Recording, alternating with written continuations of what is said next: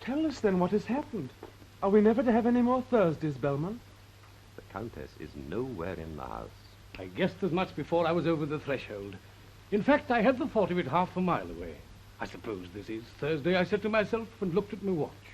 She drove away, alone, before light this morning. Alone? All the servants swear by heaven it's impossible, and by God there's no doubt of it. One of them woke, or dreamt he woke, and heard, or thought he heard, the great sleigh making for the Tyrrwhitt gate. But now the snow's so deep it's no way of telling. Not even towards Vienna, towards Tyrrwhitt. I wonder if she knows where the Hungarian army are. Surely she must have heard they're advancing.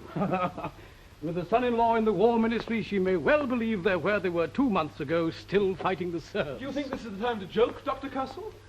Think of the Countess. I do, and the snow immediately melts and all the Hungarians are dead. But she went out in absolute secret, before light, quite alone, and in this weather. And on a Thursday, that's the worst of it. Isn't it true that in more than 20 years she's only once before forgotten her Thursday, when her son Stefan was born? Not even once.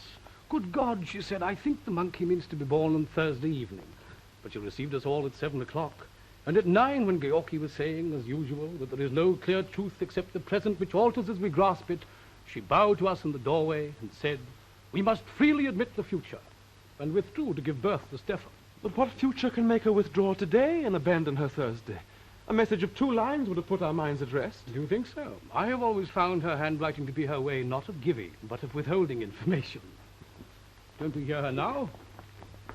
Well, Stefan, where's your mother? That's just it, Dr. Castle. Where's my mother? The whole day I've been riding the countryside asking every person I could find. One said he caught the sound of bells in the dark, but the rest have never heard of a human being since they last went to Mass.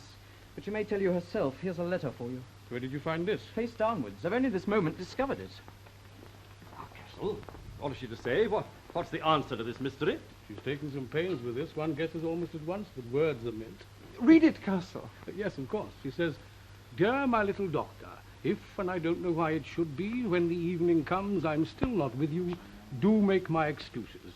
Tell them not to talk about... But here the marks on the paper leave one a wide margin of possibility. 3 words apparently entirely composed of E's. Tell them not to talk about eleliology, or eleliology.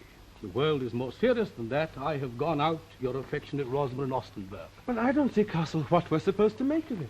Well, as Castle says, it's only too simple. The Countess, impatient of the doctor's attention, has gone out. To pay a call or to take a breath of air, but for rather more than 12 hours, and in the direction of a war. My first thought, as it always is, was to tell my brother-in-law the trouble. To me, Peter treads the earth more surely and reassures more instantly than any other man. So instinctively, in the morning panic, I sent a message to Peter and my sister in Vienna. Have you had an answer? Nothing yet. But Peter's the great protector of the family.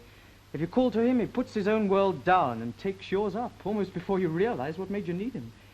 But I thought none of you would be here tonight. We're in the direct road of the revolution. The peasants are saying their dogs haven't stopped barking since before sunset. They hear the shake of marching in the earth.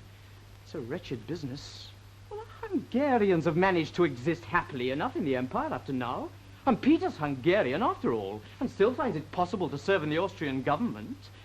These Hungarian nationalists think they stand for truth and light and kill accordingly. Would have been wiser to have stayed in Vienna. My commitment on a Thursday evening is to be here. After that I'll be wise, or not, as I may be.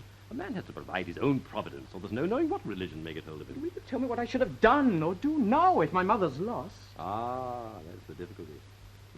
This Thursday world of ours is now more like the world than ever. The goddess of it, in her godlike way, is God knows where. You know, the Countess has the qualities of true divinity. For instance, how apparently undemandingly she moves among us, and yet lives make and unmake themselves in her neighborhood as nowhere else. There are many names I could name who would have been remarkably otherwise, but for the Countess's divine non-interference. Good heavens. She would rather be dead than be responsible for any change in any soul in the world. Yet you and I can remember how 10 years ago this great and